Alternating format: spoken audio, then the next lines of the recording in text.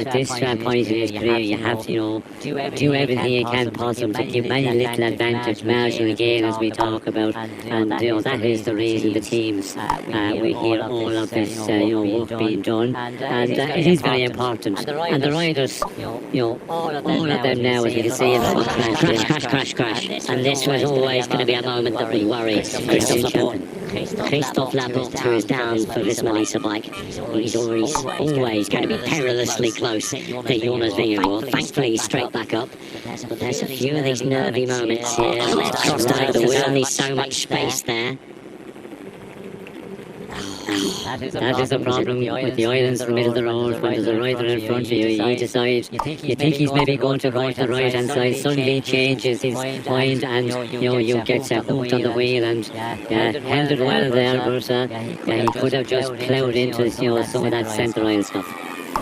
I think that Christophe Laporte just didn't realise which way the rider in front of him was going to go. Maybe didn't even see that traffic island from a distance, because Laporte, he was leaning back towards going right, but he was clearly on the left-hand side of the road, and the rider in front of him followed what seemed to be the obvious line, but that's how quickly he can come undone. Seems like back up and going very quickly. Okay though, back up and going very quickly. Got himself down to low speed despite being almost already halfway off the bike, halfway through his crash. He was still scrubbing off speed before he actually touched down, and lucky for him, he got over that concrete edge of the traffic island, landed on top of it rather than against it with his hip or his leg, which would have been really nasty. 2024 Visma Racer bike curse strikes for the umpteenth time. And we've just seen, we've seen Christophe there. He's still almost a minute down there, and this is going to be an effort that you certainly don't want, unless he's in the bumper of a car and just being carried along. You can get an easy ride then, but we did see when he went down there, not the time, and it looked like he had a lot of roll burns on both sides. Not good for the confidence going into the final. And there is Silvana shoulder at the back there. He's still got number 208 on another vest over his skin suit. You just wonder if he's the man they're going to sprint with. We were told that it was Christophe for the first sprint stage, which of course is the man who's worn the yellow jersey and won Tour de France sprint stages. He's on his way back through the cars at least now. 23.5 k's to get back in now. Has that got the adrenaline going, the blood flowing? Can he forget about what's gone, or is he want to count out here, Robin? Well, this isn't Alexander Christophe's first rodeo. He's had crashes before. He's got a brilliant palmarès. He could maybe not shrug it off completely, but there is the element of that adrenaline rush, that natural painkiller your body produces after a crash like that, and hopefully he can just ride on that and still have himself in contention. 40 seconds back for Alexander Christophe, but he's in the cars, and at the front, these teams have not moved for a while. It's the same teams, the same order. They've bought the real estate and they're occupying it. Just seeing on the left-hand side, the Belgian champion jersey, just in front of that of the world champion Mathieu van der Poel, Arnaud Delis. So Delis has put himself on the back of the Visma Lisa bike team, a fairly reliable option to take, because they're just going to keep Jonas Vingegaard right up the front, all the way in the run-in to that at least 4 kilometres to go, where the safety net is of today, where the UCI... I would say playing, but experimenting with new rules for the zone in which if there's a technical problem or a crash, you'll get the same time as the group you're in at the time. Today that's 4k to go. 5 kilometres in Turin, 4k's today and tomorrow, and next week in Santa Monica. It's Anna's Milk. I'm standing here with 200 meters to finish in Istanbul Bar. Let me take you through today's finish. It's pretty straightforward. The last turn is with around 2.3 kilometers to go. The riders go right in a roundabout, and then it's dead straight all the way until 300 meters to go. This is the right bend that all the sprinter teams have been talking about today. If you follow me around, you can see the bend continues all the way until 175 meters to go. It means that the riders will be able to see the finish line with only 175 meters to go, which means that we will also possibly see riders trying to start the sprint without seeing the finish line. Another thing is the wind. We have heard that there will be a headwind here. Right now we barely feel anything at the finish line, but if there is a little breeze at a moment, it is headwind. Another thing is the tarmac is fresh, new tarmac. It starts with 700 meters to go and all the way to the finish line. But we have to focus on the bend here, the right bend, because it also invites the riders, because it's so difficult to hold their line. That can be a big discussion at the end of a possible sprint here. Thanks, Anders. Sean, having seen that, what do you think of this finish? Because we've got, before we get there with Anders, we've got two 90-degree right-handers in the last 3 Ks as well. Yes, well, it is a pretty technical finish here, because when it's a one sprint like this, there's going to be the high speed, a lot of teams position their riders. It's going to be another hectic one, and the roads. Teams position their riders. It's going to be another hectic one, and the roads. It's going to be important. Will be dried out totally. That is a major one, and then that final run to the line. We can see the way it turns around. It's always better if you have a straight of 500 or 600 meters, because the riders are going to take the shortest way through that final bend before you can see the finish line. And we've seen in the past that can cause problems. The riders trying to just come up, and then they get chopped out by the team who cut it as tight to the barrier as possible and make the road to the finish line as short as possible. So it is going to be another really difficult one. And the wet roads.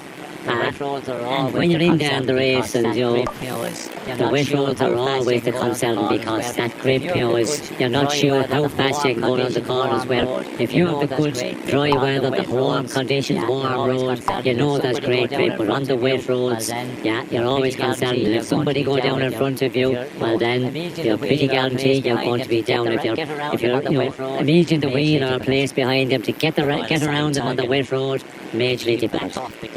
But by the same token, if you back off because you're a little bit worried about what might happen, you're going to get swamped and passed by about 10 or 12 others who have no concern about that. They're prepared to either win or go down in trying. Alexander Kristoff returns. Quick conversation with Sir Arnold there. Two sprinters. But Uno X usually with Kristoff to try and finish things off. But they can change roles. We are less than 20 kilometres from the finish.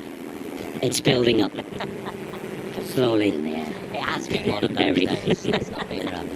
It has been one of those days. Let's not beat around the bush. Sorry, Sean. These are one of the days it might be a slow burn, which ends up making those final few kilometres so hectic and so fast, because everybody's fresh, everybody can do their job. The fatigue is not so much of a factor, and it gets awfully crowded at the front, and they are some of the toughest sprints that come after what has been up until now a pretty easy day. Yes, well, that is always the problem. When you get an easy day, you're going to get a lot of riders capable of getting up to the front here and being in the mix. And, sometimes as a sprinter, you look at riders that are up there and you say to yourself, I certainly did in my day. What is he doing around here?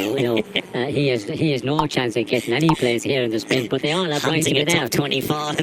Yes, and, it does really get to you a bit. And when it goes further into the stage as well to the very end, well, then it's going to be, just an unbelievable speed when they do kick off in the final number of kilometres. And, we're inside 20 kilometres, but it doesn't look like that when you look at the front of the peloton. We know, you can see we're going at a fast pace, almost 60 kilometres per hour. But for those guys, that is not a major effort here. And that will, also create the risk a bit more here. You'll have so much of a mishmash of teams and riders. Don't do that, to be sure.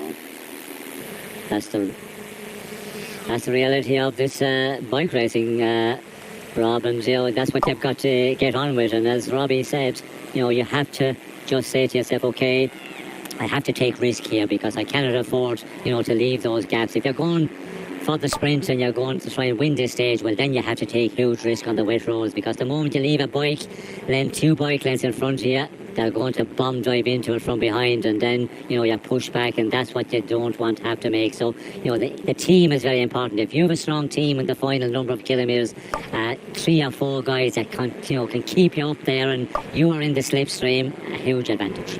And you tell yourself, someone may crash here, it's just not going to be me. As Harold Tejada, who's done for the day, he pulled off there. He's been doing a turn for quite a long time, since the climb, in fact, and we heard Mark Renshaw on the radio, didn't we, sending the Colombian up to the front. Now looks like it's Yevgeny Fedorov who's at the front, former World Under-23 champion. In and around each and every corner. Across the bridge we come. 16.8 kilometres to go. Pont de Sceaux. And the next big point they'll be aiming for is around 10.3 kilometres to go. They cross back over the river again. That's a sharp left turn. If there was wind, which you can see from those flags, there just isn't. But at the beginning of the day, in the team briefing, they would have been talking about wind direction, where it's going to change, where they might pick up some tailwind, crosswind. 10.3 was a point where there could have been a tail crosswind. And any change of direction on the course inevitably brings about just a rush for the corner, maintain position. Sobredo just coming through there, and you could see why everybody was fighting for that position again. Traffic island there, and this Melissa bike moved from one side of the road to the other. Thomas Vingegaard practicing his cyclocross skills. That was quite nippy, wasn't it? And it's now his Pavel Sivakov. Don't do that to me, Robbie, when I haven't seen him. Just the bloke taking a photograph on the side of the road and putting himself in amongst the peloton. Another close call. They seem increasingly nervy. Yeah. There he is. Here you go, Rob. Oh, no. They're ducking under his elbow.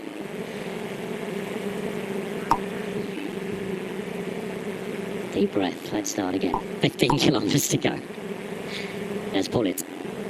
Israel Premier Tech bringing up Pascal Ackermann. Of course, yes, naturally we've been talking a lot about Mark Cavendish. By the way, a little bird tells me that skin suit we're talking about is a special edition. It was flown in as late as Friday. They had worked and worked and worked. But with 15Ks to go, it's not all or just about him. A reminder that also here, stage winner the other day, Biniam Girmay, his teammate Kerben Thijssen. In the middle of your picture, those jerseys that have the orange, white and blue on, DSM Firmenich PostNL, they're looking to try and put Fabio Jakobsen in position to win. We saw the pink jerseys towards the front. Marijn van den Berg is here. Of course, Jasper Philipsen, the man who took that green jersey the other day. Wout van Aert told us he'd like to sprint today. 2 years ago today, as it's starting to narrow here, intake of breath for everybody. And I think everybody gets through nice and safe. But Dylan Groenewegen won 2 years ago today, the Dutch champion. Mars Pedersen, Sam Bennett, Phil Barhaus, Brian Kokar, Ackermann we talked about. Dully is here as well. There is Dimar, Gaviria second the other day. Christoph, who has crashed. Varenshold, the backup. There's a long cast list of anybody looking to step on the stage. I just noticed a moment ago Dylan Groenewegen being brought right up the centre on the white line, and they're now taking position at the front. That's Luke Durbridge. You just see his shoulder there in the orange next to the riders of DSM Firmenich PostNL. Primoz Roglic being held safe here by the Red Bull Bora team. And we do hope that all the GC riders and their teammates can get themselves safely to that 4 kilometre to go buffer zone and then get themselves safely out of the way. Although moving that buffer zone is never a guarantee that nothing will happen, because the other day into Turin, it was at 5 kilometres to go. The GC riders evacuated. They said, we are safe now. And at 2.5k to go, there was an enormous crash that took out the likes of Jasper Philipsen and others. He says he's only got a few minor scratches. I don't know if he's talking it down or he was just very lucky and maybe landed on top of someone or something. It's always best if you can land on top of a bike if you're going to go down. All sounds painful to me, Robbie. Well, you take less skin off. Fred Wright keeping Bahrain victorious at the front. It's Today they're behind the man who's in 4th position in that train, Phil Bauhaus. Robbie was talking about De La Groenewegen. Yes, Luke Durbridge in the orange and dark green is there. Groenewegen in the Dutch national champions jersey. He's on the wheel. This is David Gaudu, and he is not involved in the shake-up today. No need to stay up there and be in the mix even for those 4 kilometres, because he's well out of the GC. No need to stay in the peloton, Gaudu. He might as well just start losing more time, completely save himself, and see if he can really find his legs back and go on a raid later on in the Tour. So back to the sprinters. Left-hand side, a few Lotto Destiny riders just all massed around Arnaud Delis in the Belgische the black, yellow and red Belgian flag on his shoulders, that he won by keeping Jasper Philipsen locked in his wheel. Could not come out of the slipstream at the finish there. Also kept Tim Merlier and Wout van Aert behind him. Not the ideal sprint if Arnaud Delis was going to choose how the final kilometres were going to go. He likes a rising finish, a tough stage. But as we saw into Turin with his 3rd place, ducking and weaving, he will be close. There's a lot of sprinters with tired legs out there. Mats is still super strong. So be confident and do it. And do it, says David de Jong. So easy, Sean, so easy. Well, it sounds so easy from Stefan de Jong there, but yeah, there's going to be nothing easy, although this stage have been an easy day. It's going to be, rocket speed in the end, and yeah, the positioning is going to be so much more difficult, and yeah, the risk taking is going to be high here, and let's hope that we see a clear run in for all the riders. But looking at some of the teams, and you can see Delis there with his teammates around him up in the front, and the 3rd line there on the left hand side of our screen when we look down, and that's where you've got to be. Just be there, but not on the front for any time at all at this point. With 12 kilometres to go, and keep your powder dry. But it's also a risky one back there. To get the space to move up when you want to move. Sometimes it can be difficult, but that's the risk. That's the gamble you have to take.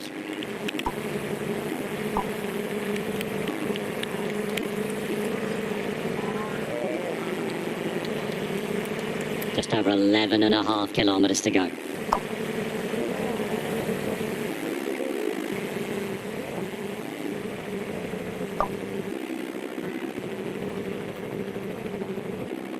We build up, we watch those legs start to pedal that little bit quicker.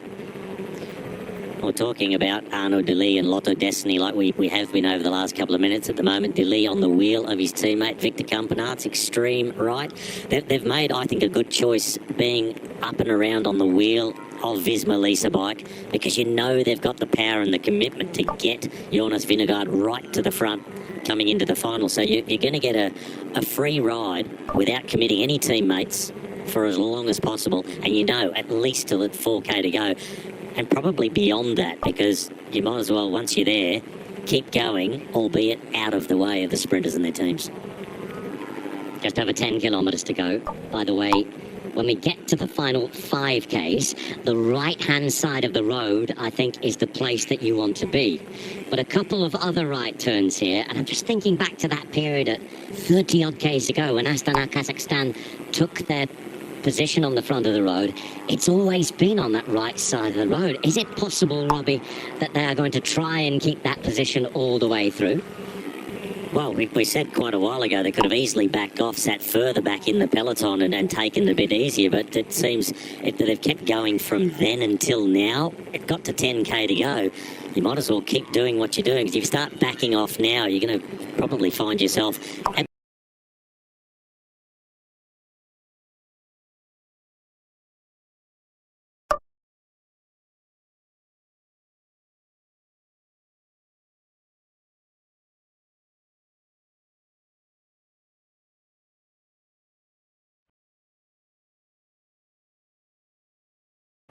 Road called the River Bridge. I mean, it's fine now where you sit, but I think definitely you need to move forward, because the guys will just sit up in the final line. We don't want to be behind any splits. Mixed message. I think it's fine, but move up. It's great where you are, but move up. Maybe wanting more clarity, we will see. We're well inside the final 10 kilometres now. And this is the mix, Sean, that we get of those GC teams, sprint teams. For them, the magic number is 4 kilometres to go. But, as we heard, if there are any splits, they don't want to behind him. It's not like you can sit up with 4Ks to go. No, it's not, but yeah, it does give a little bit of relief when you get to that 4 kilometres, because of if there's a crash and you're behind the crash, and you can say, I was held up there, and you get the same time as the peloton you're in at, as we see at the moment. But yeah, you can see here the mix of teams at the moment, wide road, they're all trying to just keep that good position. And yeah, we hear from Ineos there, yeah, you're in a good position, but try and move up. And I think that's just, to keep them motivated, because if you say to them, okay, you're in a good position, all fine, they might just knock off a little bit. You have to keep motivating the guys and keep pushing them, build that, that motivation there, and make them fight to stay there in that position. And, we still have that, 4 kilometres, 4.3 to go, so that is a very important thing to get to that point where if there is an incident, you're credited at the same time. Talking of Astana having been up there since 30k to go, and just look at the body language of Mark Cavendish, really pushing hard in the position that he's in with just 3 riders in front of him. Even in that position, you're still catching an element of wind where there's others been sitting further back, more central in the peloton, much more protected. Remains to be seen if it's too much of an energy consumption this far out from the finish. And for the first time, Sean, they've lost that position now. Yes, they have, and you can see there they were just, squares going into that right-hander and losing quite a number of positions there. And yeah, well, with Mark Cavendish, you would expect him to be able to, call it. It depends on what way the wind is as well, what direction is coming from. If the wind was coming from the left-hand side, well, then they were getting shelter, because they have been at the right-hand side for, all the way over the last 20-plus kilometres. And, he should be the one with Murkoff as well. They have got the experience. Okay, in the car, they can give you a bit of guidance, but sometimes you have to take, the incentive yourself and decide what you need to do in this final 25 kilometres or 30 kilometres, whatever. They have been, very much at the front with the Astana team. It's Alexei Lutsenko who's brought them back to the front. But here comes Tim de Klerk. He has Tom Screens with him, and not far away will be Mars Persson. Alexander Kristoff seems still to be the man for Uno X. He's moving up on the left-hand side, and they have the current green jersey, Jonas Abrahamsson, helping. It's Niels Pollitt now who starts to wind it up at the front as we start to aim for the final 5 kilometres. Jan Tratnik is there for Visma Lease Bike, and suddenly the heat is on at the Tour de France. Whether you're in the GC or wanting to win in the sprints, this is the time to fight for each and every turn. The roundabouts, the road furniture, all have to be passed with precision, speed and positioning. We're approaching 6 kilometres to now, and the game is on. And look where the yellow jersey is, Robbie. He's right at the front where he needs to be. Perfectly piloted so far, Tadej Pogačar. Wide roads now, so much easier if you've been put out of position to ride your back way or back around towards the front. That's what Mars Pedersen's trying to do. These little Trek teammates further back, left of picture. Alexander Kristoff with the men from Uno X Mobility. Astana still in good control right in the middle, but Mark Cavendish not quite with them at the moment. Behind Cavendish is his lead-out man, Mikael Merkur, just shadowing him. Now he's back in front of him, so just now he started to play his role piloting Mark Cavendish. Before that, just following, making sure he can get there when he needs to help Cavendish back towards the front. Behind him, Alpecin de Koning with Jasper Philipsen. Mathieu van der Poel, well, he's got a plan to do exactly what he did last year with Jasper, and that is launch him into orbit and towards a stage victory. Approaching the final 5 kilometres, so here we go. As with every sprint day at this Tour de France, we could be witnesses to history. Sit yourselves down, strap yourselves in. This is going to go supersonic, whoever wins. There's the 5k banner. And at the back, if you're out the way, you're out the way. Sven Varnenschild not going to be involved at all today. He's still got that extra jersey on, not taking part. Two more critical points coming up on the run in towards the finish. A right-hand turn through. It's a quarter of a roundabout, 2.8 kilometres to go. 400 metres later, another 90-degree right-hand turn at a roundabout. Then they're on to the final straight, 1.2k to go. Right side of a roundabout as it's marked on the map at the moment. See what they give there at the finish. If they've widened that, cleared the roundabout, and of course, as we heard from Anders earlier in his finish line report, it only opens up and you spot the finish from just around 175 metres to go. It's a sprint of anticipation. Go before you can see it. Get the jump on the rest. Girmay further back, perhaps looking like he's following the wheels again with the rest of his team, perhaps leading out Cavendish. And 100 metres to go. Let's see and make sure everybody gets safely through. There it is, safe zone for the day. If there's incidents, accidents after this point, everybody gets the same time in the general classification. And we are now approaching those final 3 kilometres. Two big 90-degree turns coming up. 60 kilometres per hour with 3.7 kilometres to go. Pogacar, the GC riders, drop that little bit further back, but still have to follow the wheels. Any splits, they can't afford to be caught behind them. Now it is a furious fight, and Sean, you need to be up the front and not moving from the front if you want to win this stage. No, you have to be in the front, and we can see Lotto Dynasty starting to move up here with Intermarché 1-2 really fighting now, and it's a fight to get to this corner, the right-hander, and then, you know, the second right-hander. We can see the GC men, the moment we went through the 4 kilometres, they started to back off and losing, you know, quite a lot of positions. It's now the GC men with their lead-out men in the big fight.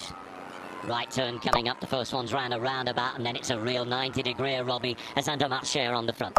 They're on the front, but looking comfortable, poised right behind them. Look at all the riders of Lotto Destiny. They've taken out part of this roundabout, making easier passage there to the right. It's now 400 metres to what is essentially the final proper corner of this race. 2.3k to go. They'll swing to the right as well. Arnaud Delis now in third position, hands on the top of the bars, just looking all so powerful, but the rest all battling to get back up to the front. Victor Campenaert's coming around the middle of the road, and the big sprint trains we've talked about, well, there's Stoven. He's got Pedersen, also another team up from Little Trek with him. This is that final corner, 2.3k to go, and they're straightening up towards the finish. 2.3 kilometres to the finish. The pace is on with Victor Campenaert in the red. Behind Mark Cavendish, has not been in a better position for a long time coming into the final couple of Ks to try and win a stage at the Tour de France. If he gets this one, it's number 35 and he will have the record. But there's so many competitors and contenders in there. A few of them who have to move up, including Dirk Groenewegen, who is a little bit boxed back, Robbie. And including Philipsen, he's in about 40th position. Oh, there's bumping there. Bisseka trying to push his way out past Israel Premiertech left side. Now they come Alpecin de Koenig bringing Jasper Philipsen. Gaviria, Bennett also tracking those wheels. Gourmet on the extreme left of the picture. So all coming together. Philipsen, Bennett, Gourmet left side with Lotto Destiny, Arnaud Delis, Mark Cavendish right in the middle. What a bit of work that was from Alpecin de Koenig to bring them to the front. On the left-hand side, Christoph's being brought into position now. 1.5 kilometres to go, and there will be rarely a better opportunity. Mark Cavendish, a shot at glory, a chance for immortality in cycling terms. Coming up to the Flamme Rouge, roundabout to go through, but it's straight across the middle of it. It's flattened out, and here we go, 1,000 metres, Sean. It is time to go. It's time to sprint. Yes, it is time to get into good position. Certainly not to start your sprint, but be in that position now as we go into this final run to the line. But we can see Alpecin de Koenig in a great position here, but you have to hold that position as well. Mathieu van der Poel here also, he is vital if he can get to the position where he leads out his sprinter. Mirko is just a couple of wheels behind Cavendish at 750 metres to the line. A reminder they're approaching the final 100 metres into a headwind, and 500 metres against the wind is a long 500 metres. Left-hand side, you can see it going. They still can't see the finish. That comes with 250 metres just left to go. On the left-hand side, it's Mars Pedersen's team who are starting the sprint. His team is behind now. It's now Mathieu van der Poel on the right-hand side. There is Mark Cavendish following the wheels. He's going to have to go off the wheel of Ackermann if he's going to do it. Marijn van den Berg is there as well. Only now they will start to see the finish line. It's slightly uphill, and there is Mark Cavendish. There is Mark Cavendish through the centre. He's hit the front here. Mark Cavendish is there. There's a crash behind. Mark Cavendish. This is history. This is history. First there was Merckx. Now it's Mark Cavendish standing on the shoulders of giants. The Tour de France and the greatest of all time. One record breaker now stands alone. Mark Cavendish has 35 stage wins, more than anybody who ever came before. Most doubted, he believed, a day he and we will never ever forget. The record belongs to Mark Cavendish. We watch, we enjoy, we sit absolutely stunned. And stunned is the word. Absolutely stunning the way I've watched Mark Cavendish weave his way through like days gone by. We haven't seen it for a while, and finally Mark Cavendish, elbows out, protected himself all the way, and he just dominated that sprint from even back in 8th, 9th position, and he changed his line away from Jasper Phillips, and he said, I'm going back to the left. I need it to open up for me. He followed the slipstream of Bennett, and as they came around that final bend, the ways parted. Cavendish had a quick look to the side over his shoulder and went with everything he has ever had in those legs, and it's 35 for Cav. Sean Kelly, can you believe what you have just seen? Well, amazing, and we know Cavendish over his career, positioning, he's able to just, get himself into a position. If he's in that good position going into the sprint, he can, pick his line, and again today he does it and gets the record, and, after what he's been through in the last number of days, to be able to do this, a big champion, and he proves it once again at this point in his career. You had that feeling. It looked like it was all coming together. And this is how it did come together. He was positioned, but he followed the wheels himself, Sean. Yes, we can see him here just, waiting and just looking around, sticking the elbows out, and then, just keeping the position until he needed to kick the sprint when he felt it was the time to go, when he kicks off. But look at the power he has here also, impressive. Arms in the air. Mark Cavendish, standing on the shoulders of giants. Pushing it to new boundaries. Going further than anybody had ever gone before. That's the moment. One for the history books. Let's get some instant reaction.